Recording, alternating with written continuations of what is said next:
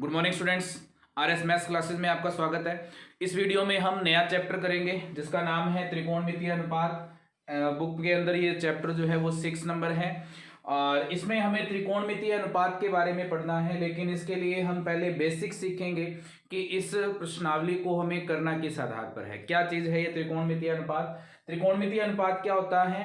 त्रिकोणमितीय अनुपात जो है वो हमारे पास हमेशा ही समकोण त्रिभुज के लिए लगता है, क्योंकि ये समकोण त्रिभुज में कोणों और भुजाओं के जो संबंध हैं उसी को ये त्रिकोणमितीय अनुपात दर्शाता है। भुजाओं का जो अनुपात है उसी को हम त्रिकोणमिति के रूप में लिखते हैं, जिनके 6 नामों से हैं: साइन, कोस, टेन, कोट, सेक और कोसेक। तो उसको हम सीखेंगे कि वो बने किस तरह से हैं, किन किन भुजाओं का अनुपात किस मान के लिए लिखा जाता है, उसको देखेंगे और उसके लिए हम थोड़ा सा बेसिक सीखते हैं।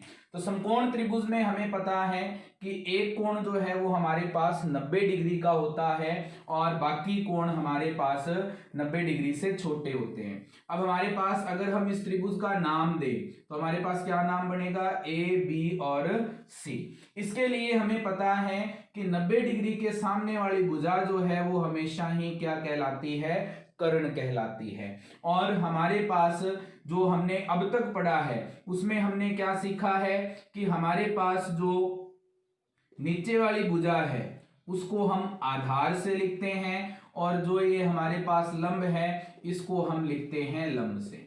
तो हमारे पास ये 3 भुजाएं होती हैं हर एक समकोण त्रिभुज के अंदर: लंब, आधार और कर्ण।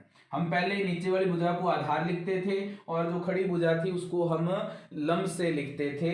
अब यहां पे हमें थोड़ी सी बात ध्यान में रखनी है कि कर्ण तो वही रहेगा, लेकिन हमारे पास लंब और आधार जो हैं ये आपस में चेंज होंगे।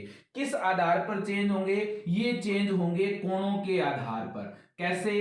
अगर हमारे पास इसने कह दिया कि हमें सी कोण के लिए मान निकालने हैं, तो सी कोण के लिए जिस कोण की बात करेगा ये, उसके सामने वाली भुजा जो है वो हमेशा ही लंब होगी। यानी कि सी कोण की अगर बात करेगा तो सी के सामने वाली भुजा क्या हो जाएगी? लंब। और तीसरी भुजा जो बचेगी वो क्या हो जाएगी? हमारे पास आधार।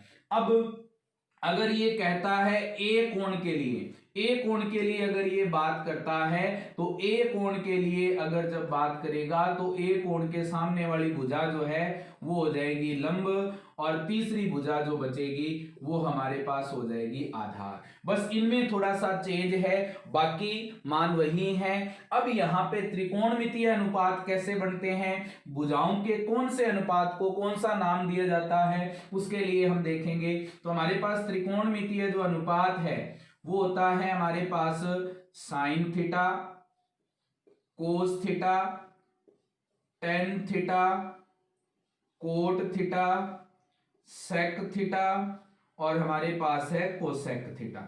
ये 6 मान हैं जिनके लिए हमें ये जो मान दिए हैं, जो अनुपात हैं, उनको हमें निकालना है। अब यहां पे अगर हम देखें तो साइन थीटा जो है ये पूरा एक मान है। यहां पे इसका मतलब ये नहीं है कि साइन और थीटा का आपस में गुणा किया हुआ है, ये अलग अलग मान नहीं है, ये हमेशा ही एक मान होता है। इसलिए बिना थीटा के साइन का कोई मतलब नहीं होता है। तो हमें ये ध्यान रखना है कि ये गुणा में नहीं है, ये एक साथ एक पूरा मान है।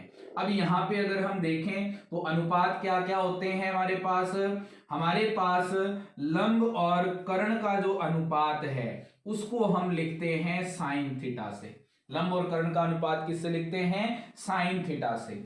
उसके बाद में जो हमारे पास आधार और कर्ण का अनुपात होता है, आधार और कर्ण का अनुपात, वो हमारे पास होता है हमारे पास कोस थीटा का मान। उसके बाद में टेन थीटा क्या होता है? टेन थीटा होता है हमारे पास लंब और आधार का अनुपात। अब हमारे पास कोट थीटा क्या होता है? अब ये उनके उल्टे स्टार्ट हो जाते हैं। कोट थीटा टेन का उल्टा होता है, सेक थीटा कोस का उल्टा होता है और कोसेक थीटा साइन का उल्टा होता है। उल्टे का मतलब ये पलट जाएंगे। कोट क्या बनेगा? टेन क्या था? लंब बटा में आधार, तो ये बन जाएगा आधार बटा में लंब। उसके बाद में हमारे पास sec थीटा क्या होगा, कोस का उल्टा, ये क्या बन जाएगा, कर्ण बटा में आधार। उसके बाद में हमारे पास कोसेक क्या होगा, साइन का उल्टा, ये क्या बनेगा, कर्ण बटा में लंब। तो हमारे पास ये त्रिकोणमितीय अनुपात हैं। लंब और कर्ण के अनुपात को साइन थीटा कहते हैं, आधार और कर्ण के अनुपात को कोस थीटा कहते हैं, लंब और आधार के अनुपात को टेन थीटा कहते हैं, आधार और लंब के अनुपात को कोट, कर्ण और आधार के अनुपात को सेक, और कर्ण और लंब के अनुपात को हम कोसेक थीटा कहते हैं। ये हमें ध्यान रखना है। इसको याद रखने की एक शॉर्ट ट्रिक भी है, वो क्या है, वो है हमारे पास लाल बटा में कक्का। अब इसके लिए हमें क्या करना होता है, इसके लिए जो पहला मान है ये होता है हमारे पास साइन का, दूसरा जो मान है ये हमारे पास होता है कोस का, और तीसरा जो मान है हमारे पास, तीसरा जो अनुपात है वो होता है हमारे पास टेन का। कहने का मतलब साइन का अनुपात क्या होगा, लंब बटा में कर्ण, कोस का अनुपात क्या होगा, आधार बटा में कर्ण, और हमारे पास टेन का अनुपात क्या होगा, लंब बटा में आधार। और टेन का उल्टा क्या होता है, कोट, कोस का उल्टा क्या होता है, सेक, और साइन का उल्टा क्या होता है, कोसेक। तो इनके उल्टे मान जो है वो क्या बनेंगे, कोट, सेक और कोसेक। याद रखने के लिए हम इसे याद रख सकते हैं, इसके आधार पर याद रखना थोड़ा आसान है इसको, तो ये हमें याद रखना है।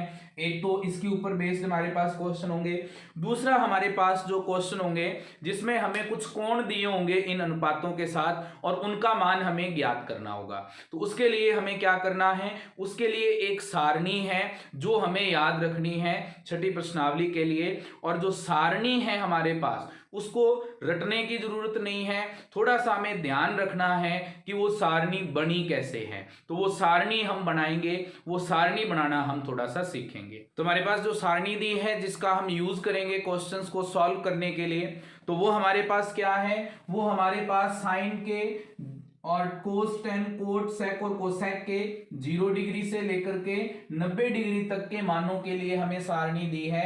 तो साइन के जो मान हैं वो हमारे पास होता है, पहला मान 0 डिग्री पर रूट 0 बटा में 4, 30 पर होता है रूट 1 बटा में 4, 45 पर होता है रूट 2 बटा में 4, और 60 पर होता है रूट 3 बटा में 4, और 90 पर होता है हमारे पास रूट 4 बटा में 4।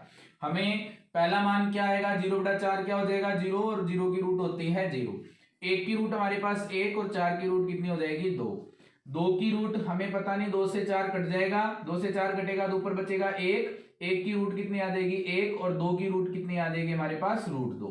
उसके बाद में 3 की रूट हमें पता नहीं है तो रूट 3 आ गया, 4 की रूट हमारे पास होती है 2, उसके बाद में 4 से 4 कटेगा 1, और 1 की रूट होती है हमारे पास 1। ये मान हमें ध्यान रखना है इतना। उसके बाद में सारणी बनाना बिल्कुल आसान है। कैसे बनाएंगे, हमारे पास साइन के मान आ गए, साइन के मान आने के बाद में हम क्या करेंगे, कोस के मान के लिए इसको उल्टा स्टार्ट कर देंगे। उल्टा स्टार्ट करने का मतलब हमारे पास लास्ट वाला जो मान है वो पहले आ जाएगा, फिर जो सेकंड लास्ट है वो सेकंड नंबर पे आ जाएगा, तीसरा तीसरे नंबर पे रहेगा, इधर जो दूसरा था वो सेकंड लास्ट बन जाएगा, और पहला जो मान था वो हमारे पास लास्ट वाला मान बन जाएगा। यानी कि इसको उल्टा स्टार्ट कर देना, जैसे हमने तीर का निशान लगाया है इसका मतलब है कि इसको उल्टा स्टार्ट करना है। उसके बाद में हमें 10 का मान चाहिए, 10 के मान के लिए हमारे पास उत्तर क्या होता है, साइन बटा में कोस। कहने का मतलब साइन के मानों को हमें कोस के मान में भाग देना है, तो 0 में 1 का भाग देंगे, क्या आएगा हमारे पास 0। उसके बाद में हमारे पास 1/2 है, 1/2 में भाग देंगे रूट 3/2 का, तो हमारे पास क्या बनेगा, देखो 1/2 में हमें भाग देना है रूट 3/2 का। हमें पता है भाग को गुणा में बदलेंगे तो ये पलट जाएगा, क्या बनेगा 1/2 गुणा में 2/√3, 2 से 2 कट जाएगा, क्या बच गया हमारे पास 1/√3। तो हमारे पास 10 30 का मान कितना आ गया 1/√3। 1/√2 में 1/√2 का भाग देंगे, कितना आएगा हमारे पास 1। उसके बाद में रूट 3/2 में हमें 1/2 का भाग देना है, तो रूट 3/2 में भाग देना 1/2 का, तो यहां से हमारे पास ये पलट जाएगा, क्या बन जाएगा रूट 3/2 गुणा में 2/1, 2 से 2 कट जाएगा, क्या बच गया रूट 3। तो 10 60 का मान कितना हो गया रूट 3। उसके बाद में हमें 1 में 0 का भाग देना है, तो 1 में 0 का भाग जो आता है वो आता है हमारे पास अनंत, क्योंकि ये भाग नहीं जाता है पूरा पूरा। कहने का मतलब जैसे हमें 1 में 0 का भाग देना है तो हमें चेक करना पड़ेगा कि 0 को किससे गुणा करें कि हमारे पास 1 आ जाए। तो ऐसा कोई मान है ही नहीं जिसको 0 से गुणा करें और वो 1 आ जाए, तो इसके लिए इसका जो मान है वो क्या बनता है, अनंत। अब कोट के मान के लिए हम इसका उल्टा स्टार्ट कर देंगे। अनंत लास्ट में था, पहले आ गया, फिर √3 आ गया, फिर 1, फिर 1/√3 और फिर हमारे पास आ गया 0।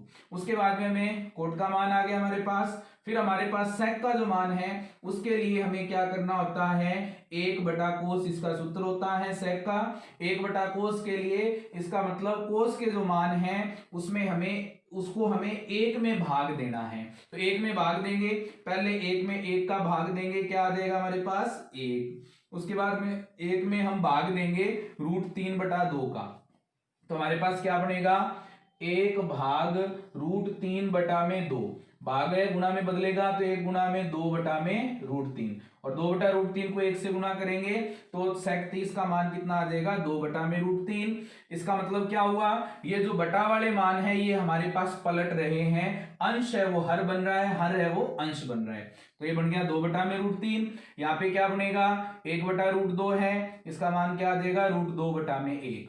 1/2 है, ये क्या आ जाएगा 2/1। और 1 में जब हम 0 का भाग देंगे तो 1 में 0 का भाग देंगे, फिर से क्या आ जाएगा हमारे पास, अनंत। कोसेक के मान के लिए हमें क्या करना है, कोसेक के मान के लिए इसका उल्टा स्टार्ट कर देना है, अनंत 2√2, 2/√3 और लास्ट में हमारे पास क्या है 1। तो हमें इस सारणी को रटने की जरूरत नहीं है, हमें अगर तरीका पता है तो हम इसको आसानी से बना सकते हैं। और अगर हमारे पास आसानी से सारणी बन जाती है तो हमारे जो 6.1 के क्वेश्चन है या विविध प्रश्नमाला के जो क्वेश्चन है वो बहुत ही आसानी से हो जाएंगे। अब हम इन पर जो क्वेश्चन है वो 1-2 क्वेश्चन करके देखेंगे ताकि हम इस सारणी को और ज्यादा बढ़िया तरीके से समझ पाए। तो हमें इन्होंने पहला प्रश्न जो दिया है वो क्या दिया है, 2 sin 45 cos 45, इसका हमें मान ज्ञात करना है। तो मान रखेंगे इसमें 2 गुना में sin 45 का मान क्या होता है, 1/√2, cos 45 का मान क्या होता है, 1/√2। 2 को 1 से गुणा करेंगे 2, फिर 1 से गुणा करेंगे हमारे पास आ जाएगा 2। √2 को √2 से गुणा करेंगे तो बन जाएगा √2 की स्क्वायर, स्क्वायर से रूट कट जाएगा, क्या बच जाएगा हमारे पास 2/2 और इसका मान हमारे पास कितना आ गया 1। तो इसका मतलब इसका हल कितना है 1। तो हमारे पास इसका पहला जो क्वेश्चन है वो कंप्लीट हो गया है। अब हम इसका दूसरा क्वेश्चन देखेंगे। तो हमें दूसरा क्वेश्चन इसने दिया है, दूसरा क्वेश्चन है हमारे पास cos 45 cos 60 माइनस हमारे पास है sin 45 और sin 60। मान रखेंगे cos 45 का मान कितना होता है 1/√2 गुणा में cos 60 का मान कितना होता है हमारे पास, cos 60 का मान होता है हमारे पास 1/2 माइनस sin 45 का मान हमारे पास कितना होता है, sin 45 का मान होता है 1/√2 और गुणा में sin 60 का मान कितना होता है हमारे पास, sin 60 का मान होता है हमारे पास √3/2। गुणा करेंगे इनको, 1 को 1 से गुणा किया 1, 2 को √2 से गुणा करेंगे क्या आ जाएगा 2√2 माइनस √3 को 1 से गुणा करेंगे √3, 2 को √2 से गुणा करेंगे क्या आ जाएगा 2√2। दोनों का लघुत्तम लेंगे, लघुत्तम कितना आ जाएगा 2√2, ऊपर क्या बनेगा 2√2 का भाग देंगे 2√2 में 1, 1 को 1 से गुणा करेंगे 1 माइनस 2√2 को भाग देंगे 2√2 में 1, 1 को √3 से गुणा करेंगे √3। अब ये 1 में से √3 घट नहीं सकता, इसलिए इसका आंसर क्या आ गया 1 माइनस √3/2√2। अब हम इसका नेक्स्ट क्वेश्चन करेंगे। तीसरा क्वेश्चन हमें क्या दिया है, तीसरा क्वेश्चन हमारे पास है sin square 30, 2 cos square 45, 3 tan square 60। तो मान रखेंगे इसमें sin 30 का मान कितना होता है, sin 30 का मान होता है 1/2, स्क्वायर है इसलिए इसकी आ जाएगी स्क्वायर, प्लस 2 गुणा में cos 45 का मान कितना होता है 1/√2, स्क्वायर है इसलिए इसकी क्या आ जाएगी स्क्वायर, प्लस में हमारे पास 3 गुणा में tan 60 का मान होता है हमारे पास √3 और इसकी स्क्वायर है इसलिए हमारे पास क्या आ जाएगा √3 की स्क्वायर।